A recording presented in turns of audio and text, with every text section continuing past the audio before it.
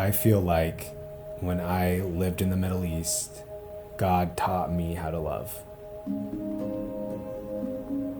I learned how to love people that don't look like me, don't talk like me, don't think like me. And that was, I will never be the same because of that. We wanted to move to the Middle East because we knew that if we worked in the Middle East, we could pay school debt, we could have a decent livelihood, and we wouldn't have to raise support. The reason I live in this country is because I'm a teacher. I was flown out to this country to teach kids English. That is genuinely the reason that I'm there. There's no hidden agenda, there's no hidden motive. I was there to teach kids. I'm a Christian, however, and the amazing thing is, Muslims expect you to be a Christian. So at first, it was not easy. They wanted me out. They tormented me. They were completely out of control. They conspired against me. They brought my head of department in to tell on me. They were saying tons of stuff. He yells at us. He kicks us out all the time. He doesn't like us. He's mean, which I don't know how they got. I was mean. They're mean. But then when they were talking to her, they said, and he's trying to convert us to his religion. And at that moment, my heart dropped because I was like, oh no, it's about to go down. And then the head of department said, do you guys even know what his religion is? And they were like,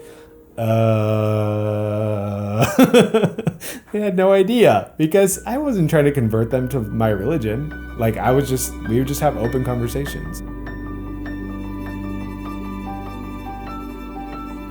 My first year, it took a really long time for me to grow on them.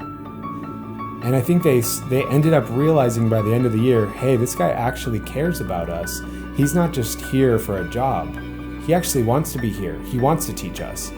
And so I ended up having great relationships with these kids. That became my ministry, showing these kids who were literally not raised by parents. They were raised by nannies, showing them that they had value and that they had worth and that I really, really cared about them. And I showed them that. I would sit with them at lunch. I would let them know that my office was always open if they needed it, if they needed to come in and just talk. I made space for them. And yeah, by the time I left, I would say my students really, they knew that I cared about them. I preached the gospel to every class. It wasn't like I walked in the first day like, here's the gospel, guys. It was like, so why do you do this? Why did Jesus have to die on a cross? I was like, perfect. That's a great question.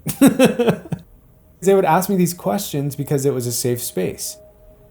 I even had a group of 10th grade boys basically try to get me to clarify the Christianity lesson from social sciences when I was in the English class because they felt like their teacher had slaughtered it because he wasn't a Christian. He didn't know what he was talking about. So I basically had to re-explain all of the ideals of Christianity for them. And they came to me for that specific reason. Hey, can you actually teach this stuff to us? Because it's going to, quote unquote, be on the test.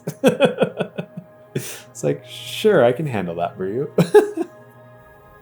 I would have really incredible conversations with my college students. Incredible, just life-giving conversations with them where we would talk about amazing things.